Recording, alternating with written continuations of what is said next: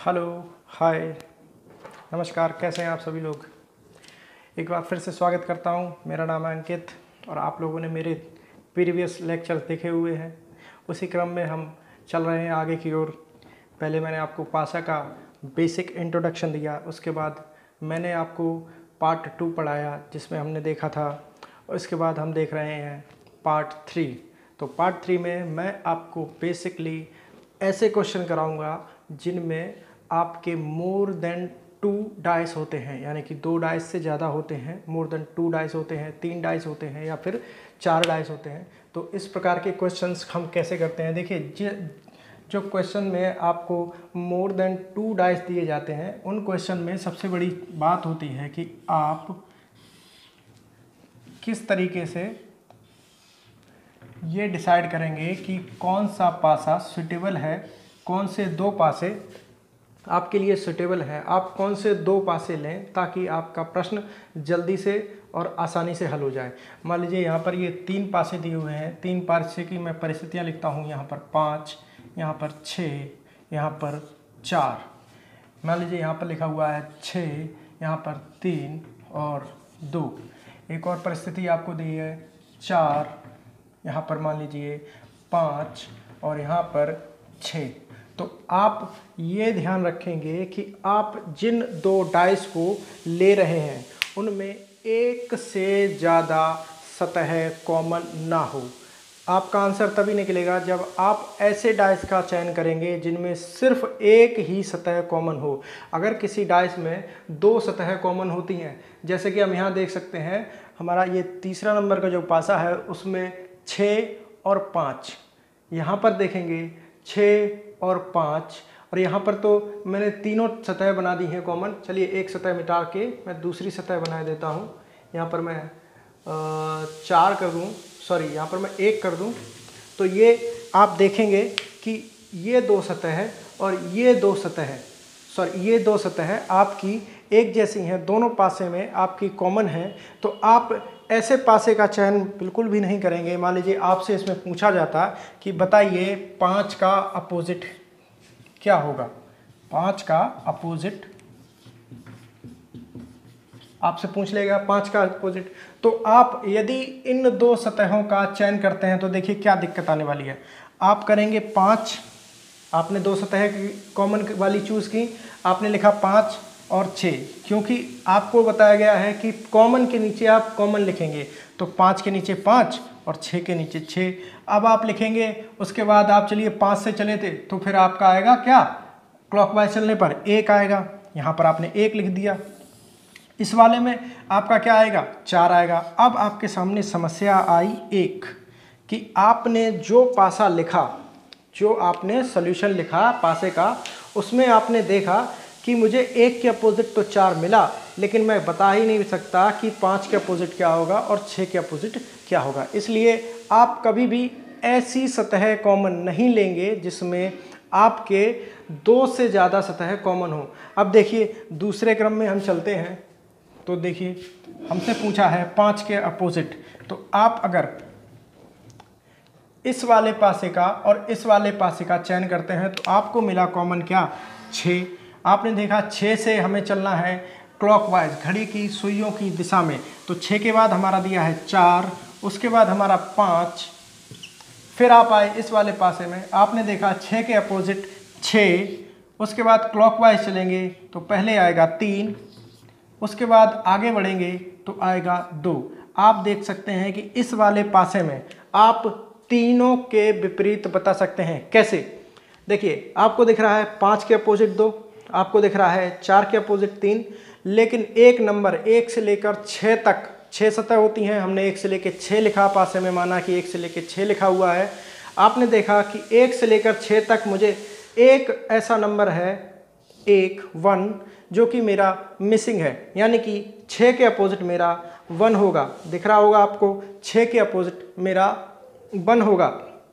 अगर हम इसमें ऐसे पासे का चयन करते हैं जिसमें 2 सतह कॉमन होगी तो निश्चित रूप से हम उसका आंसर नहीं कर पाएंगे।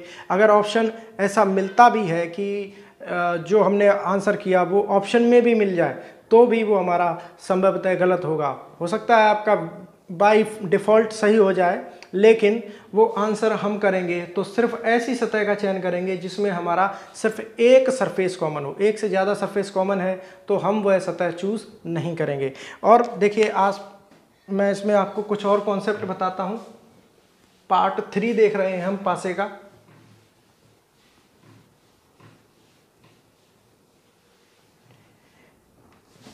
मान लीजिए आपके सामने एक पासा आया,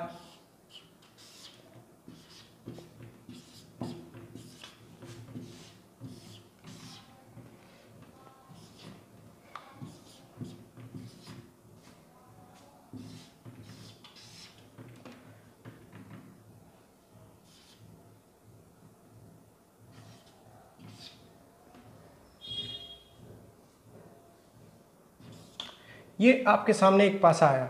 अब यदि ये वाला पासा अगर हम ना देखें, ये वाला पासा हमें ना दिया होता, इस वाले पासे को अगर छुपा लिया जाता और आपसे पूछा जाता इन दोनों पासे के आधार पर आप बताइए कि 4 के विपरीत फलक क्या होगा, तो निश्चित तौर पर आप ऐसे पासे में जहां 2 सतह आपको कॉमन मिल रही हों, अगर वो 2 डाइस का 2 डाइस कॉन्सेप्ट चल रहा है और आपको 2 सतह कॉमन मिल गई हैं, 2 सतह आपको कैसी मिल गई हैं, कॉमन मिल गई हैं, तो आप तीसरी वाली सतह को अन्य तीसरी वाली सतह के अपोजिट बता दीजिए।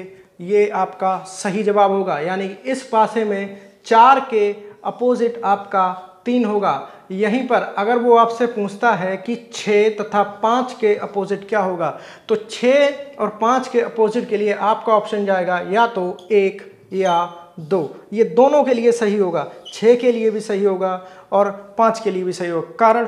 कारण उसका यही है कि हम ये 2 पासे देख रहे हैं, इसमें किसी भी सतह को घुमाया जा सकता था, किसी भी सतह के पीछे 5 को किया जा सकता था, इसलिए हमारा ऑप्शन होगा या तो 1 या 2। ठीक है, तो अगर इस सतह इन 2 पासों की बात करें, अगर ऐसे दिए हुए हैं तो तीसरी वाली सतह डायरेक्ट तीसरी वाली सतह के अपोजिट हो जाएगी और 2 जो सतह बची हैं जो हमारी कॉमन है, उनके लिए बचे हुए दोनों जो भाग हैं बचे हुए वो या तो में करके या तो 1 या 2 या A या B ऐसे करके आपके सही माने जाएंगे। तो आप इस बात का ध्यान रखिएगा कि किसी भी पासे में अगर वहाँ पर 2 पासे का सवाल है और 2 सतह कॉमन है, तो आप तीसरी वाली सतह को तीसरी वाली सतह के एग्जैक्ट बता सकते हैं कि ये आपका अपोजिट होगा। ठीक है, अब देखिए अगर ये 3 सतह का ना होकर आपका ये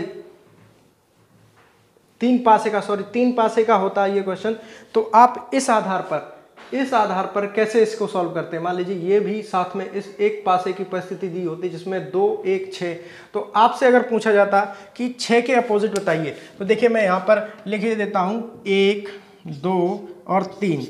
इसमें आपसे 1 के अपोजिट 2 के अपोजिट और 3 के अपोजिट पूछा जाता, तो अगर मैं 1 के अपोजिट की बात करूँ तो मैं ये वाला पासा उठाऊँगा और अन्य किसी जिसमें 6 आया हुआ है उस पासे के लूँगा, तो 6 क्लॉकवाइज जाएंगे तो 2 आगे बढ़े 1, ये इस वाले पासे के संदर्भ में बात हो गई।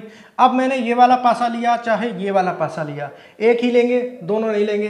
तो ये वाला मैंने पासा लिया तो 6 के नीचे 6 और उसके बाद मैं क्लॉकवाइज बढ़ा तो उसके 2 के नीचे 3, उसके बाद आगे बढ़ा तो 1 के नीचे 5। एक ही बार में आप देखिए कि आपको 2 के अपोजिट भी पता चल जाएगा और 1 के अपोजिट भी पता चल जाएगा। यहाँ पर बचा हुआ नंबर 4 मेरा 6 के अपोजिट हो जाएगा। तो मैं इस पासे से बता सकता हूँ कि मेरा 1 के अपोजिट क्या होगा, 5 होगा, 2 के अपोजिट मेरा 3 होगा और 3 के अपोजिट मेरा 2 होगा और 6 के अपोजिट मेरा 4 होगा। ठीक है, इस तरीके से आप हर किसी का आंसर कर सकते हैं। टोटल आप आंसर कर सकते हैं 3 पासे में। आप सिर्फ एक बात ध्यान रखेंगे कि जो हमसे पूछा गया है वो हमारा दोनों पासे में कॉमन ना हो, या ऐसा कोई भी पासा ना लेंगे जिसमें 2 सतह कॉमन हो। अगर मोर देन 2 डाइस का क्वेश्चन है तो आप ऐसे पासे का चयन बिल्कुल भी नहीं करेंगे जिसमें 2 सतह कॉमन हो और आपका आंसर भी कॉमन हो, ऐसे सतह का आप चयन नहीं करेंगे। आप उस सतह का चयन करेंगे जिसमें आपका आंसर दिया हो लेकिन वो कॉमन ना हो। ठीक है, तो इस तरीके के क्वेश्चन आप प्रैक्टिस करिए, इस तरीके के क्वेश्चन आप समझने की कोशिश करिए, घर पे लगाइए। आगे हम चलते हैं कटिंग की ओर। आपने देखा होगा कि ऐसे क्वेश्चन आते हैं जिसमें आपको बताया जाता है कि एक पासे को हमने काट दिया और उससे छोटे छोटे हमने पासे बनाए और आपसे पासे की कुल संख्या पूछी जाती है। तो सबसे पहले उसमें एक चीज़ समझने की कोशिश करते हैं। मैं एक पासा बनाता हूँ यहाँ पर।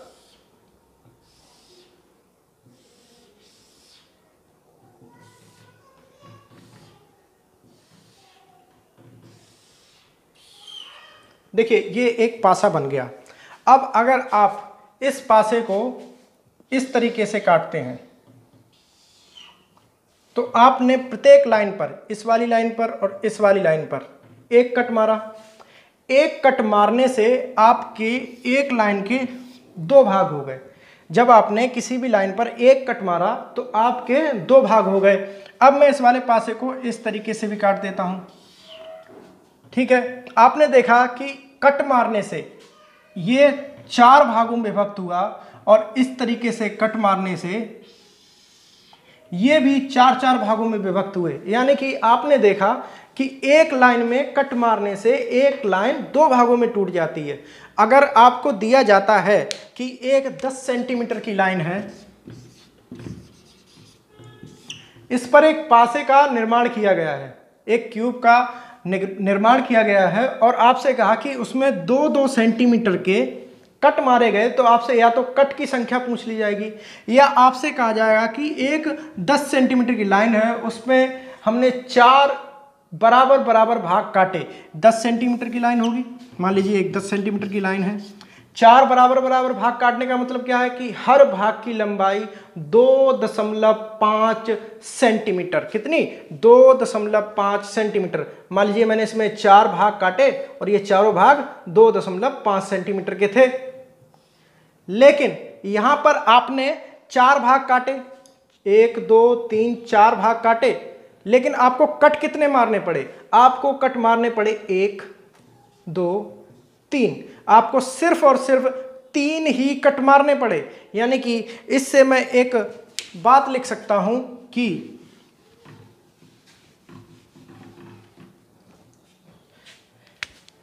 टुकड़ों की संख्या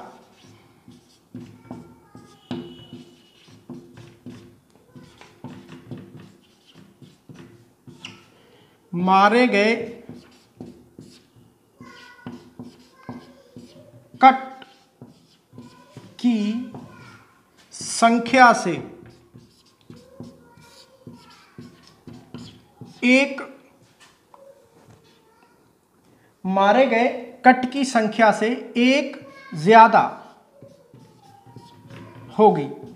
यानी कि अगर आप 3 कट मारेंगे तो टुकड़ों की संख्या मिलेगी 4। अगर आप 4 कट मारेंगे तो टुकड़ों की संख्या मिलेगी 5। तो इस तरीके से आप किसी भी कट में, किसी भी पासे में अगर कट मारते हैं तो एक कट मारने से, अगर आप बराबर बराबर हर सतह पर एक कट मारते हैं, देखिए मैंने यहाँ पर एक ही कट मारा हुआ है हर सतह पर, तो बराबर बराबर जब मैंने एक ही कट मारा सभी सतहों पर, तो मुझे वहाँ पासे की जो टुकड़े प्राप्त होंगे कितने होंगे? हर सतह पर 2 टुकड़े प्राप्त होंगे। इसका एक मैं आपको फॉर्मूला लिखे देता हूँ जिससे आप पासों की संख्या को ईजिली निकाल पाएंगे और वही हमारा आगे भी काम करेगा। देखिए अभी इसमें आपसे पूछा जाता है कि नंबर ऑफ क्यूब्स कितने बनेंगे। नंबर ऑफ क्यूब्स, तो जितने आपको टुकड़े प्राप्त हुए, कितने टुकड़े प्राप्त हुए? मैंने आपको बताया कि एक कट मारने से 2 टुकड़े, यानी कि इसमें मैंने एक कट मारा तो 2 टुकड़े, 3 कट मारता तो 4 टुकड़े। यानी नंबर ऑफ क्यूब्स आपको जो निकालना है उसमें कितने टुकड़े हुए, उनकी संख्या 2 टुकड़े हुए और उसका आपको करना है क्यूब।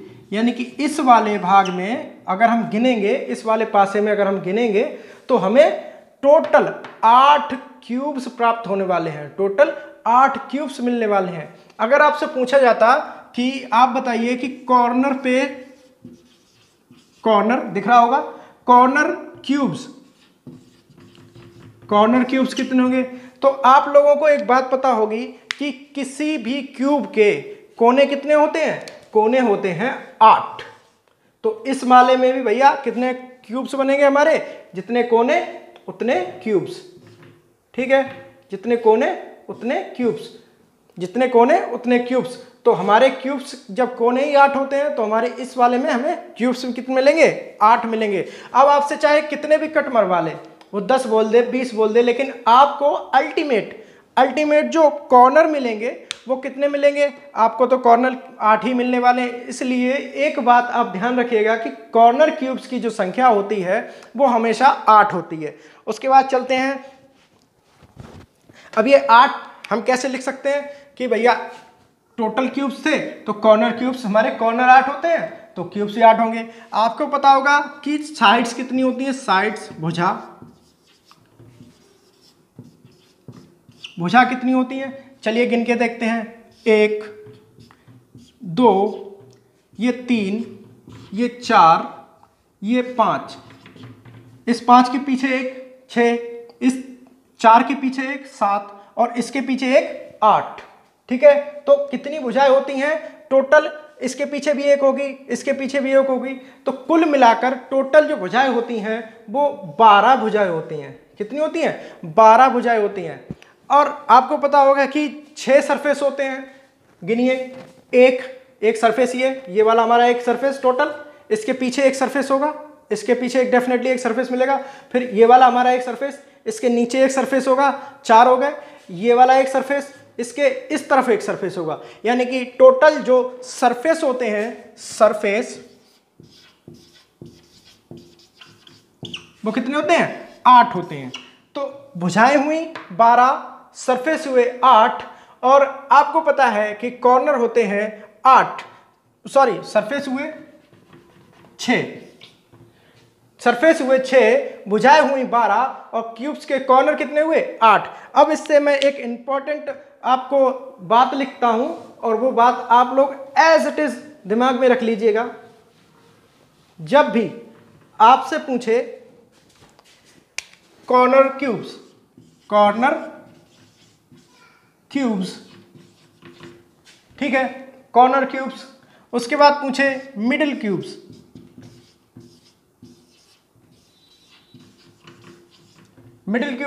उसके बाद पूछे सेंटर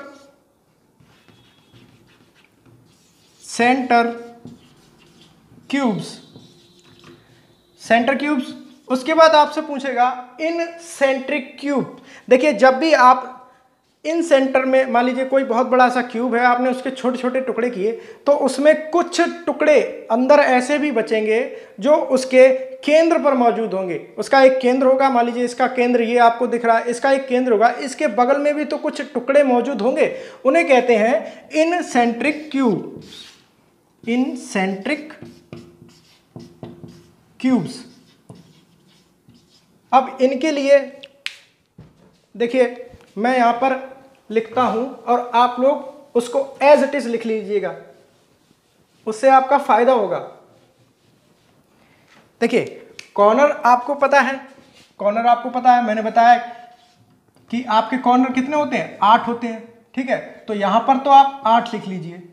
उसके बाद आपको पता है मिडिल क्यूब्स, आपको पता है 12 भुजाएं होती हैं, और यहां पर लिखिए n-2। सेंटर क्यूब्स आपको पता है कि 6 सरफेस होती हैं, और लिखिए n-2। ठीक है, उसके बाद आपको पता है कि इन सेंटर में आपकी ना ही कोई सरफेस होती है, ना ही कोई आपकी भुजा जाएगी वहां तक, ना ही कोई सरफेस जाएगी, तो आपको लिखना है 1 और n-2।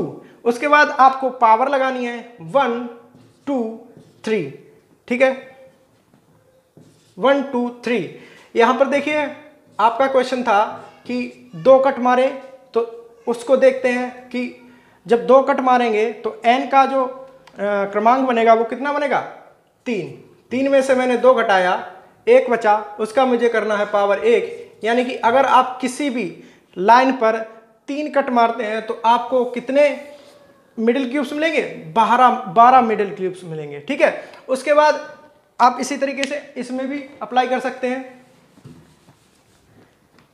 आपने एक क्यूब लिया, उसमें आपने 3 कट मारे, यानी कि नंबर ऑफ जो कट हुए वो तो 3 हुए, लेकिन आपको n कितनी मिलेगी, यानी कि नंबर ऑफ टुकड़े कितने मिलेंगे, वो आपको मिलेंगे 4। यानी कि रखिए 6 इंटू 4 माइनस 2, 2 और उसका स्क्वायर, यानी कि 6 गुणा, और ये कितना हो गया 2 का स्क्वायर 4, तो 24। ठीक है, उसी तरीके से आप इसमें भी रख सकते हैं। आपको बताया कि टुकड़े कितने थे, 4 टुकड़े थे, 4 का आपने इसमें रखा, 2 बचा, 2 का आपने क्यूब कर दिया तो 8। ये आप बेसिक है, ये आपका मेन चीज है, ये मेन चीज है। आप इसको इस तरीके से लिख लीजिए, जितने भी आपको टुकड़े प्राप्त हों उन टुकड़ों को n मानिए और बाकी का आप एज इट इज सॉल्व कर दीजिए, बाकी का आप एज इट इज कर दीजिए, जिससे आपको क्या क्या प्राप्त होगा, कॉर्नर क्यूब्स मिल जाएंगे। अगर आप 12n-2 पावर 1 करते हैं तो आपको मिडिल क्यूब्स मिल जाएंगे। सेंटर क्यूब्स के लिए आपको 6n-2 की पावर 2 करना पड़ेगा। इन सेंट्रिक क्यूब्स जो बीच में बसते हैं, इन सेंट्रिक क्यूब्स, अब आप देखिए, अगर इन सेंट्रिक क्यूब्स 2 वाले में बात करता कि जब मैंने एक लाइन को 2 भागों में काटा, यानी कि एक छोटा सा हमारे पास क्यूब था, उसको मैंने काट दिया, बराबर बराबर 2 टुकड़े उसके कर दिए, हर जगह से हर सरफेस पे मैंने 2 टुकड़े कर दिए। अब आप बताइए कि उसमें इनसेंट्रिक क्यूब्स कितने होंगे, तो आप रखेंगे इसमें इनसेंट्रिक क्यूब्स, 2 का मान 2 से घट जाएगा, पावर 3 करेंगे, ये वाला पोर्शन हमारा 0 हो गया। यानी कि अगर आप इस वाले क्यूब्स में देखेंगे तो आपको इन सेंटर पे एक भी क्यूब नहीं मिलेगा, यानी कि क्यूब्स की संख्या कितनी होगी, 0 होगी। क्यूब्स की संख्या कितनी होगी, 0 होगी। इस पे बहुत हाई लेवल के क्वेश्चन बनते हैं, आपको अच्छे सवाल देखने को मिलेंगे। इस तरीके का आप जो बनेगा सवाल, वो इस तरीके से आप जब भी क्यूब्स पूछा जाए, मिडिल क्यूब्स पूछा जाए, सेंटर इनसेंट्रिक क्यूब्स पूछा जाए, तो आप इन बातों का याद रखिएगा, इन बातों को एक बार नोट कर लीजिएगा। इन बातों से आपका बहुत बहुत फायदा होने वाला है। ये सारे जो पॉइंट्स हैं वो आपको निश्चित तौर पर आपको फायदा देने वाले हैं। रही बात की, अगर मान लीजिए उसने आपको बता दिया कि एक बड़ा क्यूब था, उसको हमने छोटे छोटे भागों में बांट दिया गया और उससे हमें हर टुकड़ा प्राप्त हुआ। मान लीजिए टुकड़ों की संख्या कितनी थी, टुकड़ों की संख्या थी 4, तो आपको कुछ नहीं करना है। आपसे पूछा कि नंबर ऑफ क्यूब्स बताइए, कितने क्यूब्स बन जाएंगे, तो जो भी टुकड़ा आपको प्राप्त हो रहा है, मान लीजिए एक क्यूब था, उसके 5 सेंटीमीटर भुजा थी, उसने कहा कि हमने 1-1 सेंटीमीटर के टुकड़े काटे। 1-1 सेंटीमीटर के टुकड़े कितने कटेंगे, 5 में, 5 सेंटीमीटर की भुजा होगी, 4 कट लगेंगे और हर टुकड़े की लंबाई 1 सेंटीमीटर होगी, यानी 5 टुकड़े प्राप्त होंगे। तो आपको कुछ नहीं करना है, 5 जो कि आपको मिला था, जो कि आपको दिया गया था, 5 का आपको करना है क्यूब। 125 आपके क्यूब्स प्राप्त होंगे। उस 1 सेंटीमीटर के जो टुकड़े लगेंगे उसमें 125 क्यूब्स प्राप्त होंगे।